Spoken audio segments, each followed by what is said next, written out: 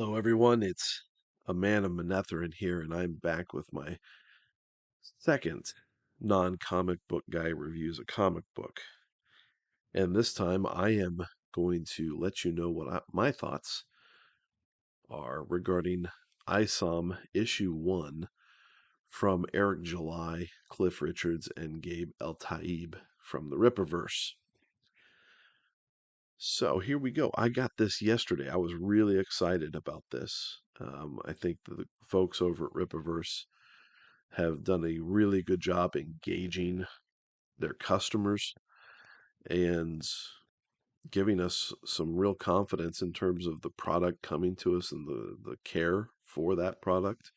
And they definitely did that. This came shipped in a box that there was no way this thing was going to get jostled around. It was held tightly and protectively in this shipping container. I was pleased. So I pulled it out and I read it last night, and I really enjoyed this story. Um, there's a lot going for it, I think. We're going to have a lot more story in future issues. This book concentrated pretty much on setting up the universe, or at least getting it introduced. So, as a whole, when we look at the art's really pretty good. It's better than any scoliosis riddled stick figure that I can draw. And I don't mean that as a backhanded comment. There are some frames that, have a little too much detail. There are some other frames that don't have enough, and therefore they fall kind of flat. But overall, the art is really well done. I I did enjoy that. The uh, how it presents some of the powers being used, I think, are pretty good. Um, Not sure in some instances what exactly is executed, but it's still a uh, good job done by Cliff Richards and Gabe El-Taib on the art. The story, um, it clunky at times. There are some frames where I had to reread it to make sure that I read it correctly and see what was communicated from one frame to the next. So in terms of the scripting, it was still really good. It conveyed exactly what was needed, so you do know where it's going. Um, so I did enjoy that part of it as well. The overall story, there are several intriguing story arcs that get introduced here in the book.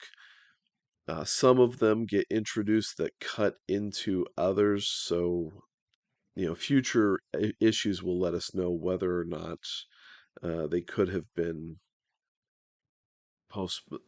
some arcs could have been postponed to later to allow for others to develop. So we'll see.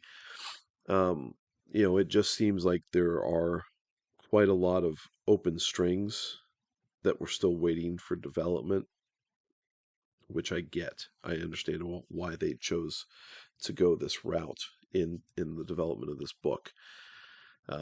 Future releases will see if they could have reorganized it better or not. But so far, so good. I'm really not complaining about it because I know exactly what the purpose of this book was. The main character, Avery, I like him. He's good. He's got his heart on his sleeve. He's a very reactionary in the moment guy kind of guy, so that gets him into trouble.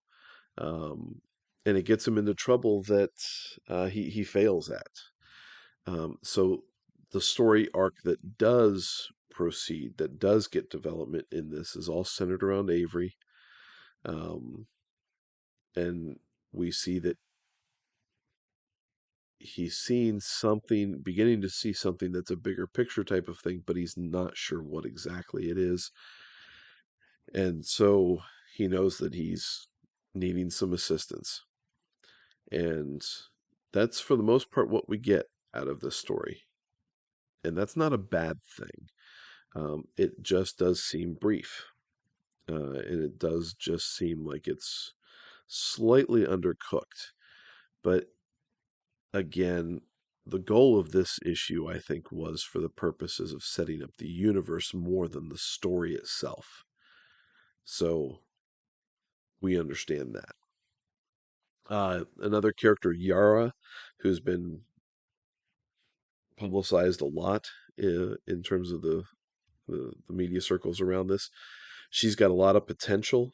Um, she's got a really good character design. I do like how she's drawn and everything, but she's in here so briefly that we don't really have any real idea of her character. We get a few little nuggets of her character, but not a whole lot to really to see if she's a really great character. Avery's got a sister. Uh, I like how she's developed. She's a grounding point, hopefully, for Avery. Darren is the antagonist, and we don't have a lot of development around him outside of seeing how he's kind of this prototypical standard kingpin type of antagonist. And that's really all you need to know because he needs to be that kind of foil that Avery operates off of for setting them against each other.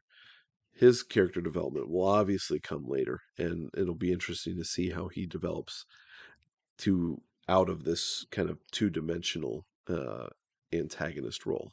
So we get several other introductions in the storyline. We got the police element that's introduced. We get introduced to Norfrika and Alpha Core, which are groups of accepts, or what are known as accepts. They're folks with special powers. And so you get this idea of this larger universe that is being introduced in this as well. And this universe is the correct word to use because it's not just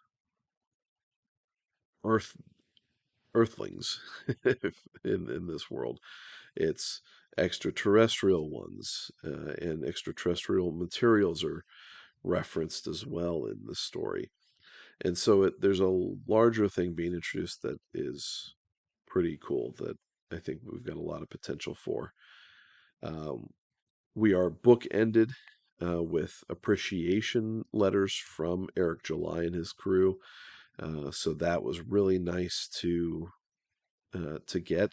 And anytime somebody expresses their appreciation for buying their product, gets a, a good attaboy from me. Is this a success? And obviously, issue one, it's hard to argue with $4 million in sales, or near 4 million, in terms of their first campaign. So short term, absolutely, it's a success. Long term, still to be seen. I think the outlook is very positive. Um, he has to develop the story a lot more in issue two and issue three, um, because they wanted to concentrate on setting up the universe in issue one.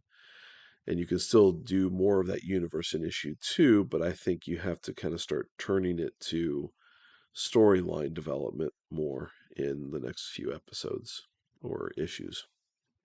But again, the outlook I think is very positive. Ill Advised Part 1 here is a very good graphic novel that does a lot for the Ripaverse as a whole. I think it introduces a lot of potential for us as a reader and a consumer that's going to keep us intrigued at least for another couple of issues. I know that when issue two's campaign comes out, I'm in. I'm absolutely in for the next one, and then we'll go from there. What Ripa's doing with the industry is a very positive thing. It helps bring up and elevate the indie comic scene over DC and Marvel. It does a great job elevating that, and I think that is to be applauded and supported. if not financially, at the very least publicly. And so, great job in that element as well from Eric July and the crew. Really, really appreciate their efforts there as well. Again, I'm in it for the next issue. Um, you know, cheers to Eric July and crew. I think there's a lot of potential with it, and we'll see if they hit that potential in the future. You know, but yeah, I'm here to be constructive in critiques and in the encouragement as well. I don't want to just sit there and throw out platitudes. There are things that they can that they need to do with the storyline, and but that's a positive thing. I think he's left a lot out there intentionally to build on. So, did you guys get ISOM number 1? Let me know. Let me know what your thoughts about it were down in the comments. And what do you think overall of Ripaverse and their business model? And you know, is this an encouraging thing for you as a consumer? I think this is a very positive direction, and I'm really excited to see where they go with this, along with the how this impacts the indie scene for comic books as well, because it would be a very good thing to see this help take off and overtake Marvel and get the indie scene out there in a better light. So anyway, so I'm rambling at this point. I need to close it off here, but thanks for watching. I really appreciate you tuning in, and we'll see you on my next comic book review. So take care. We'll see y'all later. Chagar Navran. Tai Sharmanath.